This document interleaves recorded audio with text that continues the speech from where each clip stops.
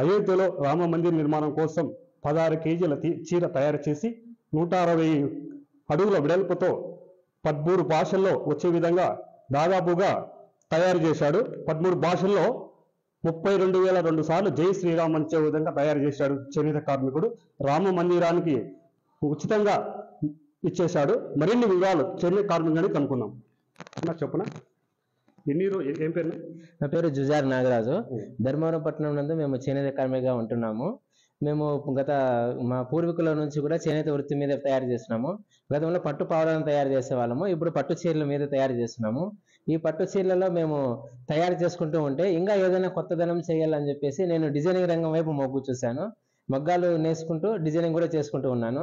అదేవిధంగా గత 2 సంవత్సరాల నుంచి మన అయోధ్యలోని రామ మందిరం నిర్మించాలా అని చెప్పేసి సుప్రీంకోర్టు ఆర్డర్ ఇవ్వడం వల్ల మన వాళ్ళు హిందువులందరూ కలిసి, దేశవ్యాప్తంగా ఉన్నటువంటి హిందువులంతా కలిసి అయోధ్య రామాలయం నిర్వహిస్తున్నారు. దాంట్లో మనం ధనరూపంగా ఏదన్నా ఇవ్వాలా అనేటటువంటి ఐడియా ధనరూపంగా కాకుండా వేరే ఏదైనా వస్తు రూపంలో ఇవ్వాలని నాకు ఒక మంచి ఆలోచన వచ్చింది. ఏదో వస్తువు ఇవ్వడం ఎందుకు, మాకు చేనేత కార్మికులుగా మేము తయారు చేసినటువంటి ఒక మంచి పట్టు చీరనే తయారు చేసి అయోధ్యలో నిర్మించినటువంటి సీతాదేవికి బహుకరించాలా అనే ఉద్దేశంతో నేను గొప్ప పట్టు చీరను తయారు చేయడం జరిగింది. ఎన్ని రోజులు అయింది? ఆ పట్టు చీరను తయారు చేయడానికి నాకు 4 నెలల సమయం పట్టింది. ఎంత ఖర్చు అయింది? నాకు దాదాపుగా 3.5 లక్షల వరకు ఖర్చు ఉంది. దాంట్లో ఆ చీరలో ప్రత్యేకమైనది, వీటిలో ప్రత్యేకతలు ఏమిటంటే అంచుకు 2 వైపులా రామాయణంలో ఉన్నటువంటి 480 ఘట్టాలను తీసుకున్నాము. దశరథ మహారాజు పుత్రకామేష్టి యాగం చేస్తున్నప్పటి నుంచి బాలకాండ కావచ్చు, తర్వాత ఉన్నటువంటి స్వయంవరం కావచ్చు, అరణ్యకాండ కావచ్చు, రావణ లంక దహనం కావచ్చు, చివరిగా రావణాసుడు రాముని చేతిలో హతం అయిన తర్వాత మన సీతాదేవిని అయోధ్యకు వెళ్ళి స్వయంవరం చేసుకోవడం వరకు ఉన్నటువంటి 480 ఘట్టాలను ఈ పట్టు వస్త్రం నందు అంచుకు 2 వైపులా వచ్చే విధంగా చేశాను. అదేవిధంగా నడుము భాగంలో మన దేశంలో ఉన్నటువంటి 13 భాషలను తీసుకుని జై శ్రీరామ్ అనేటటువంటి అక్షరాలు వచ్చే విధంగా 32,200 సార్లు అదే జై శ్రీరామ్ అనే నామాలు 13 భాషలో వచ్చే విధంగా నేను తయారు చేశాను. ఇంకా ఏమేమి డిజైన్ తయారు చేశారు పట్టు వస్త్రాల పైన మీరు?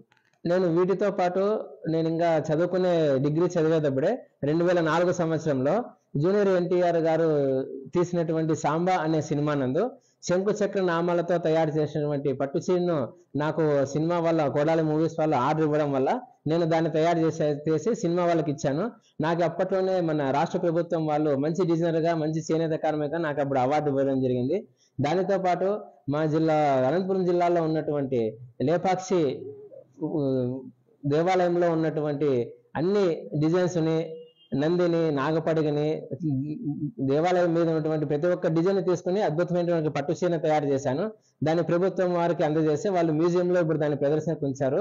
వాటితో పాటు NHDC న్యూఢిల్లీ వారు వీవింగ్ కాంపిటీషన్ నిర్వహించిండ్రి 2019 సంవత్సరం నందు.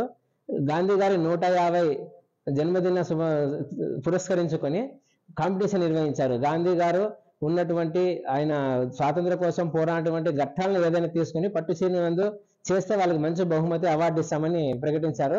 నేను ఆ ఉద్దేశంతో ఉప్పు